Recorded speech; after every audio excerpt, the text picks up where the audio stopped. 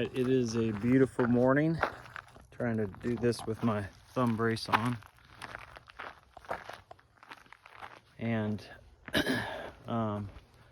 we are going to, my plan today, Saturday, is to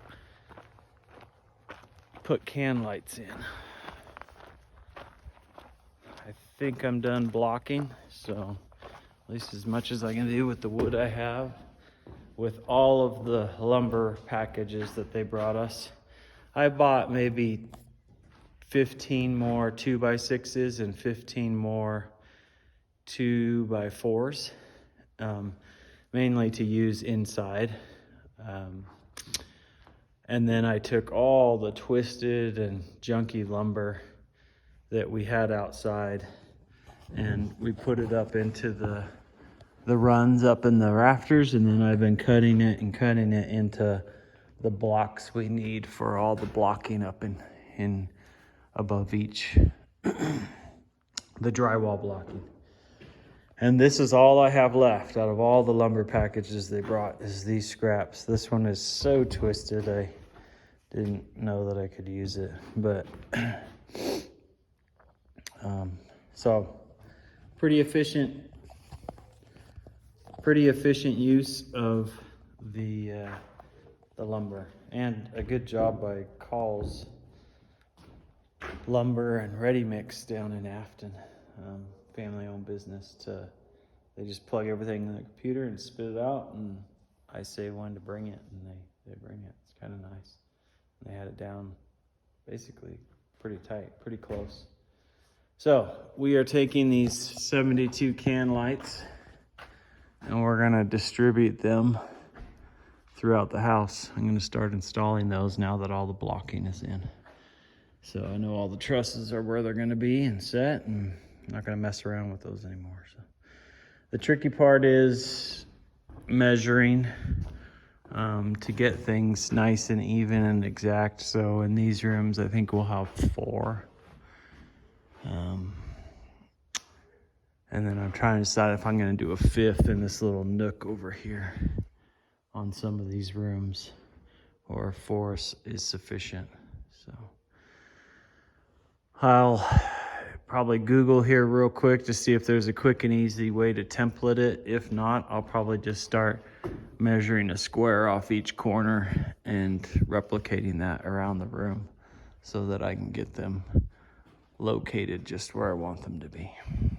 All right, so I've got the first box open, and these rails just slide. They slide out and extend. It's kind of nice. They come with a nail embedded in it, so you just hook the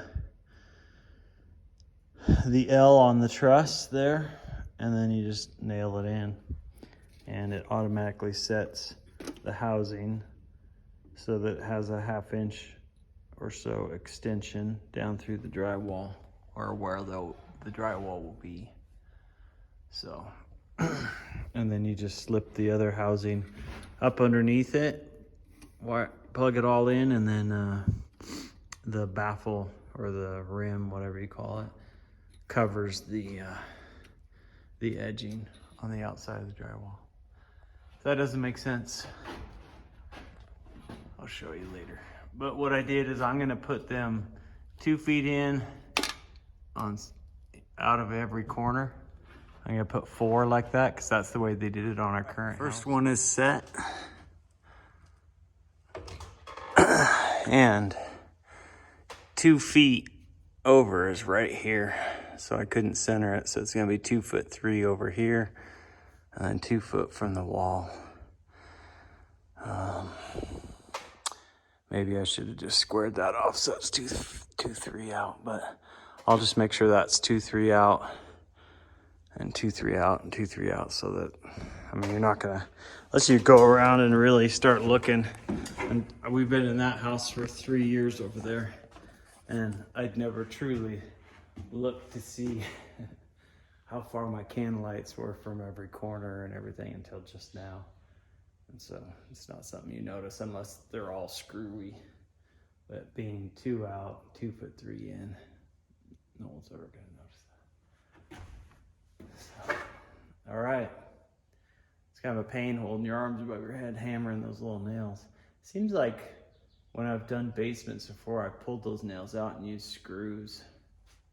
Just because it's a pain hammering those nails. But anyway, keep going with the nails until I get sick of it. The nice thing about the setup of these is I'm leaving mine on these first two over here to the side, but if I had to slide them out to the middle, just make sure before you nail them in, you measure that this space from here to here, which is kind of set when this is slid over, is the same as this. Otherwise you're gonna have a pinching, because this will slide over and center out there in the middle if you want it to. So let's see if I can get it back down. Inside this closet, because the center point crisscrossing corner to corner is right on the truss, and because my shelving really will run in a horseshoe or be across the back, I was gonna set the light forward towards the door and go from there. And I centered it. It's 4 feet across here, so I'll center on the 2 just right above. These truss runs are gonna be the bane of my existence. So when you're laying those, pay attention to running right over the middle of spaces. I mean, I'm sure there's nothing I can truly do because it might interfere with a can light. I'm gonna die if these are in the way of any can lights. It doesn't look like they are, but I think there's gonna be a run here. And a run here, and a run there. So this won't be in the way.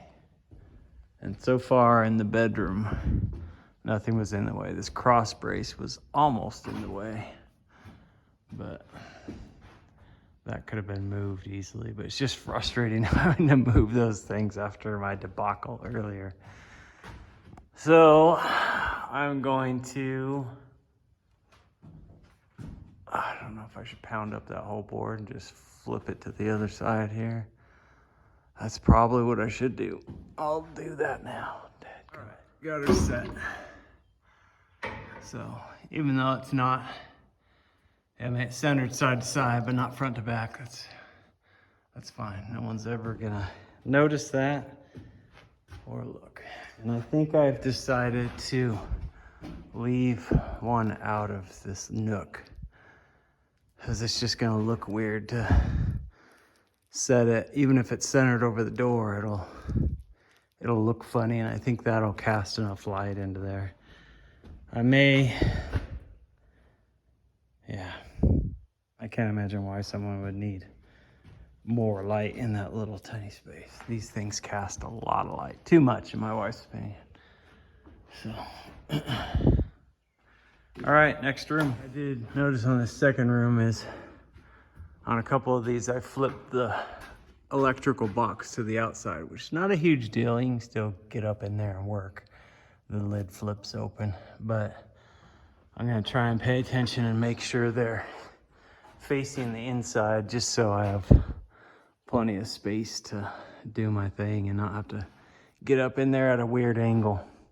On this one, I faced them all in except for that one, just by accident. But I'm gonna pay attention to that going forward. Well, the paper disc fell out of that one, and behind it were instructions. So I've been some French and English. I'll go with the English. I've been wondering how to cinch them down so they don't slide anymore, because I don't want the drywallers to bump it off where I need them to be. I think it's still those little clamps on the sides, but we'll see if it says in here. By the way, this is far easier if you have 2 hands that are fully operational. Yeah, this says right here, just to use pliers to squeeze those the guides, little tabs along the sliding rails tightly around the hanger bars. So that's what I'm gonna do. I've got 9 or 10 up now in the first 2 bedrooms, and I'll go back through and squeeze those so they don't get moved. by the drywallers or by me when I'm hooking up the electrical. There are gonna be some places, like in this closet, where, I mean, that truss is dead center. So the light's gonna be to the right.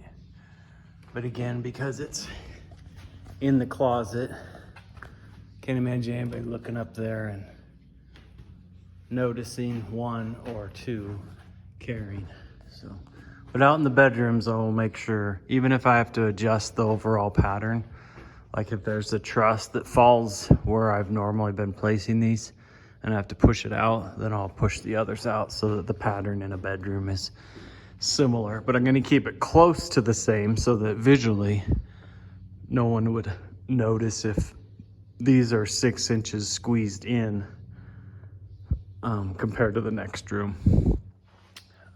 So far I haven't had to do that yet after 2 bedrooms.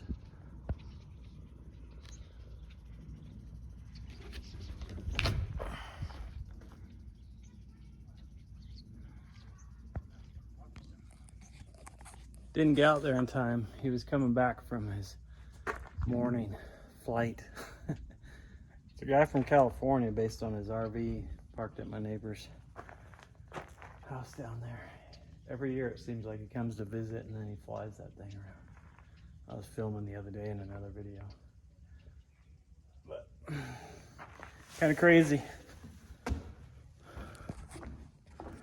All right, the bedrooms, the east side of the house are all done. So 4 lights in here and 1 each in this bathroom, shower, 2 in the walk-in closet, and then 4 in each of these 3 bedrooms, and then 1 in each closet. I'd do some maneuvering around. Again, this one's pitched forward more than, well, these 2 are equal, but more than the other 2 closets, just because I didn't want to move another cross brace. And I think the shelving will fill up the back of the closet anyway, so I'm even nervous that those aren't pitched forward enough. But and I've decided not to tuck anything in this little alcove. I might change my mind and get like a little 4 foot or 4 inch instead of these 5 or 6 inch ones, just a small light that's tied in, just so it does cast some light in that corner. But I think these are really bright lights and they're adjustable inside the housing. So it's 11 o'clock. I think I started this around 8:30 or 9. So 2.5, 3 hours to get 24 can lights up, measuring and doing all that stuff by myself with one hand. So hopefully I can get this other half done in the next few hours, and then the garage as well. I'd like to be done with the can lights today, but that'll be a long day. All right, here we go. I'm gonna work on this network of smaller spaces first before I jump into this big space. First time I have a metal brace completely in my way. In the past, they've been up and 3/4 of an inch or a ½ inch. I can nail under them. But now I've got these 2 spots in my way, and it's gonna be the same on the other light in here, and it's gonna be the same on this side. So I gotta figure out what to do there. I'll let you know my solution. My solution was to use the grinder to just kind of nick those 2 spots out. And hopefully I can hammer them in. I guess I'll do that on each one of these in this bathroom.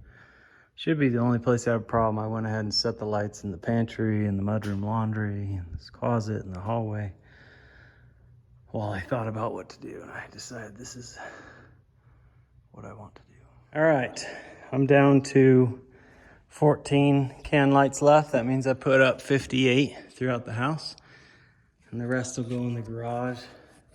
Might need to actually buy a couple more. The toughest room was this one. Everybody says divide your wall height by 2, so mine is 9 feet. That's 4.5, and that's the spacing. So all of these are 5 feet apart. So 5 feet, 5 feet, 5 feet, and then the wall. and there's just 3 rows. I worry that that's too much, but these are dimmable, so I could put them on a dimmer switch if I want.